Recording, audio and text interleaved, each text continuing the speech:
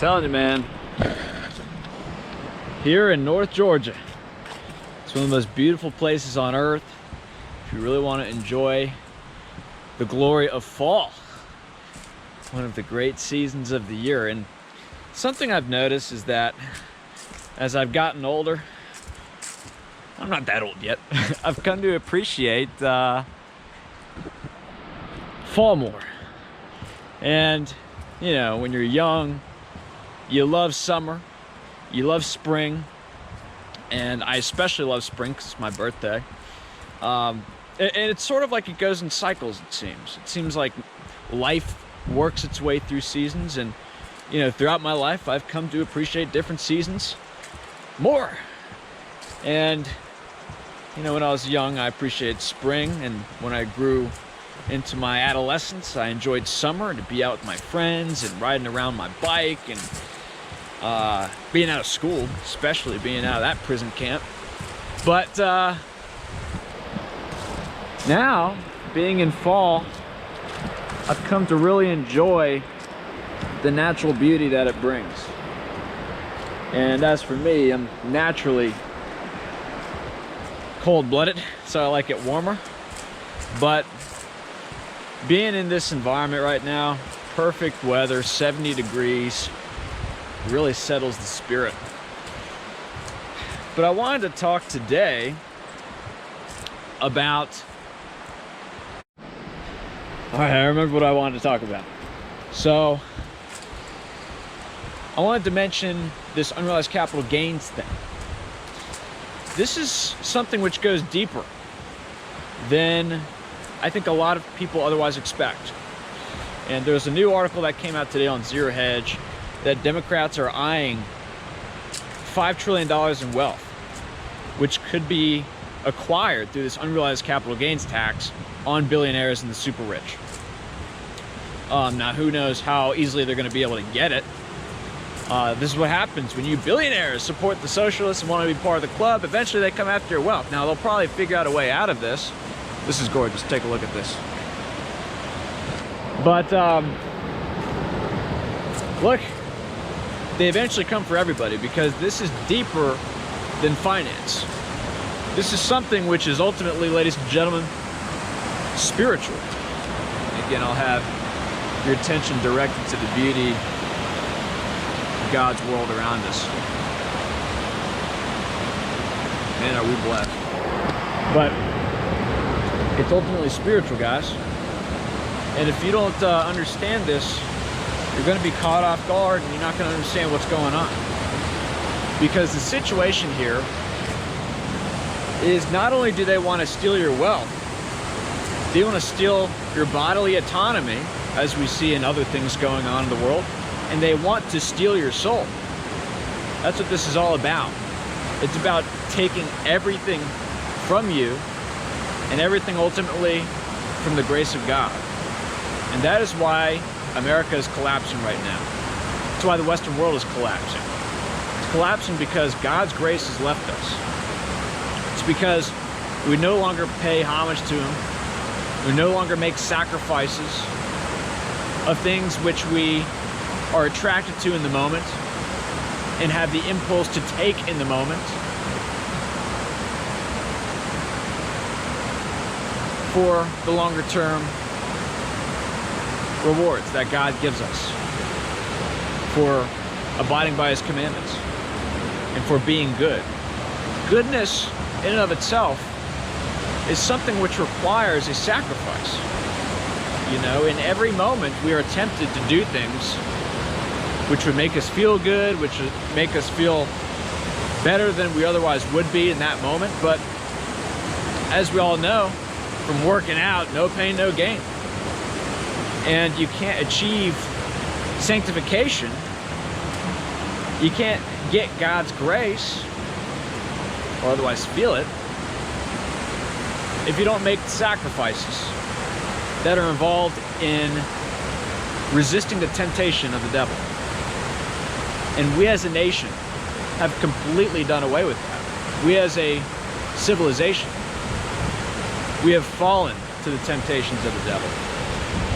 You look at the music, which is now popular in our civilization, it's completely satanic, right? And I remember just 10 years ago, I was listening to like Avenged Sevenfold, I was listening to heavy metal, death metal. I was into all that stuff, man. I even got to the black metal, Norwegian stuff. And that was when I was going through some troubled times. But ultimately I was attracted to the guitar playing and the shredded guitar solos and everything like that. A lot of pride in that stuff. But it went from being like gothic, cool, you know, rock and roll, to now it's like you got like Lil Nas, who is straight up making out with dudes on stage and glorifying homosexuality and having pride in demonic things. These satanic shoes he came out with, right? He's trying to make like Satanism cool. He's trying to make the inversion of the natural order cool. And so that, ladies and gentlemen, is what is now being dripped into the psychology of everybody, into the soul of everybody. And don't underestimate how powerful music is for our spirit. You'll notice this, guys. If you take a break from whatever it is you're listening to right now, I don't know what you're listening to, but you just commit yourself to listening to classical music for like a week, you will notice a difference. I promise you, you will notice a difference. And that's because music is fundamentally spiritual. And it's something which reorganizes us from within. And they've done tests on this. Look into cymatics, where you've got like a plate of sand, which is sitting next to a frequency emitter, an audio frequency emitter. And depending on the frequency of the sand reorganizes itself into different shapes.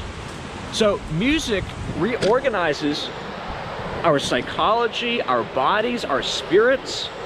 And this is what happens, by the way, when you go to a concert, right? If you go to a death metal concert, they'll have like the wall of death. They'll have mosh pits. You go to a dubstep concert, everyone's working their bodies in concerts in different ways, in accordance with the music. In blues it's different. In classical music, you just sit there and take it all in, you know? And we have lost the appreciation of that. And when music first started out, ladies and gentlemen, with Gregorian chant like 1,000 years ago in the churches, Western music we're talking about anyway, it was inspired by the belief that music came from the angels. Music came from the voices of the angels singing in harmony in heaven. And now, music is used to pervert your spirit and to make you love Satan. That's what has come of music now. That's the popular music. You go on YouTube, look up WAP by Cardi B. It's got over 1 billion views. 9-year-olds are watching this stuff. They're using music now to destroy the spirit of the nation. Same thing with art, visual art. I see some people with these JPEGs, right? A lot of these JPEGs look totally demonic. A lot of these NFTs look demonic. There's a dude that I follow, I don't know if I should, and he's got like this upside down cross on his JPEG, right? As if that's cool, which is not. And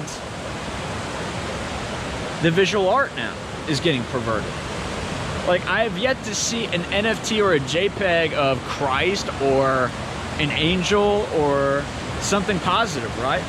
And I see this in the Monero community all the time. The art is like this 4chan perverted stuff, right?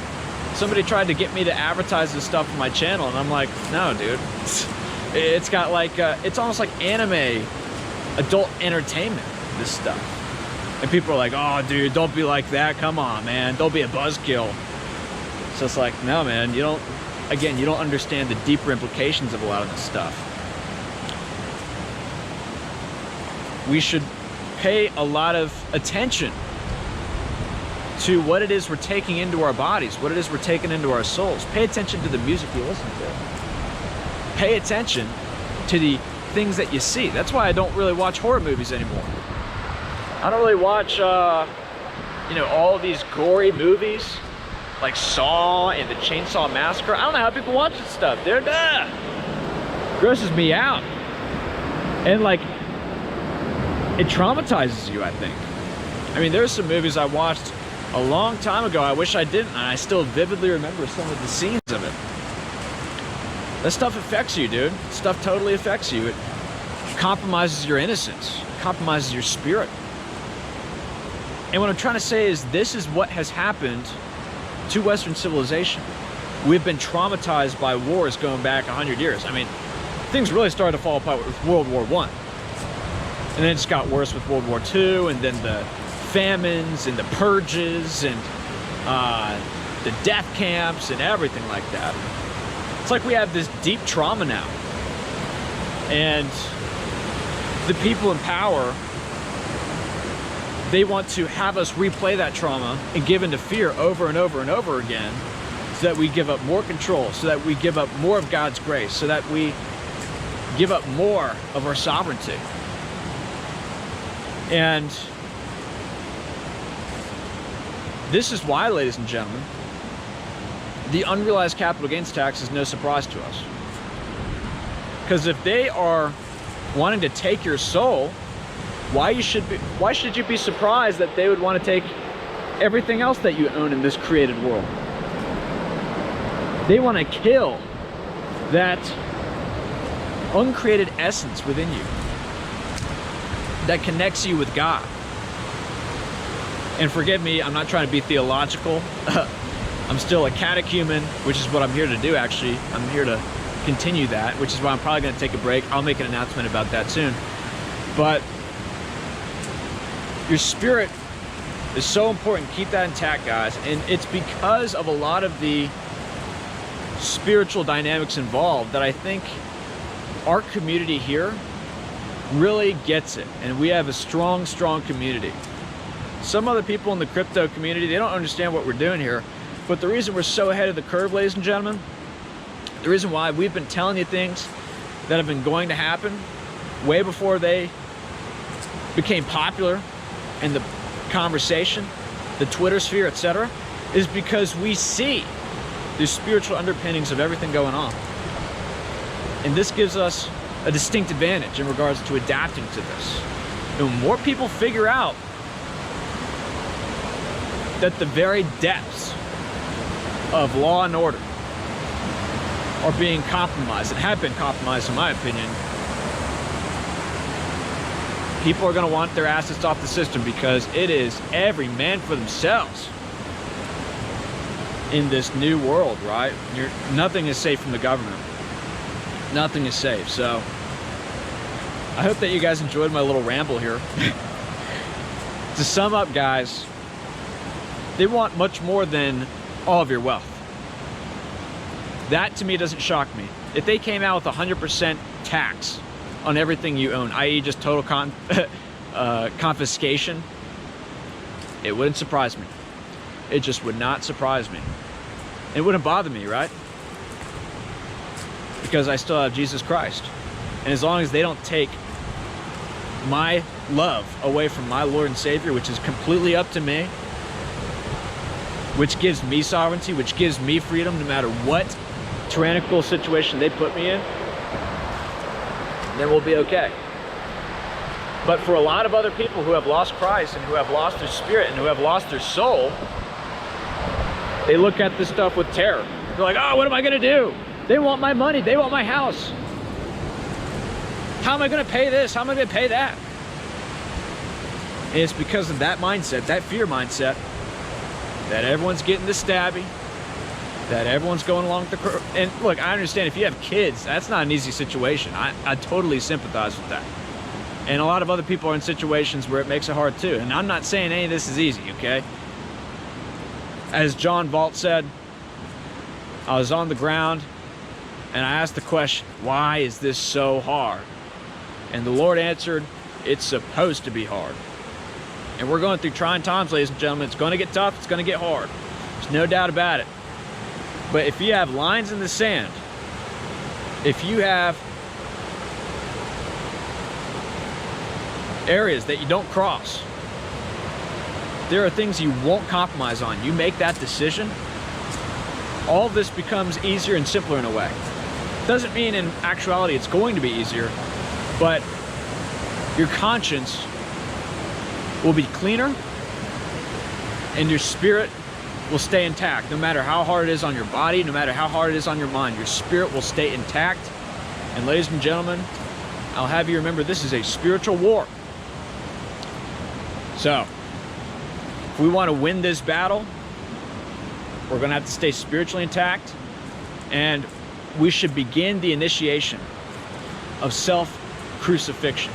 And for many of you, that's going to be continuing, because I know that you guys are good Orthodox Christians, some of you out there, and you totally understand that self-crucifixion, the sacrificing of the body and its needs and its temptations and its instincts for the spirit, that's part of the deal, right?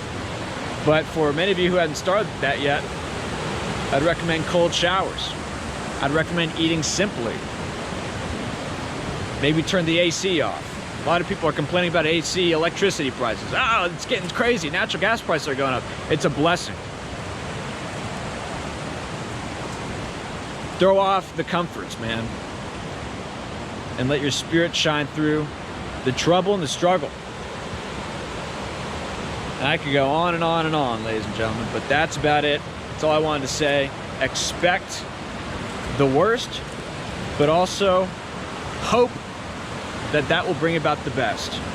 Because I know with many people that I've met, if it wasn't for the evil making itself so apparent in the world right now, they wouldn't have come back to church. They wouldn't have found their place back in the bosom of Christ.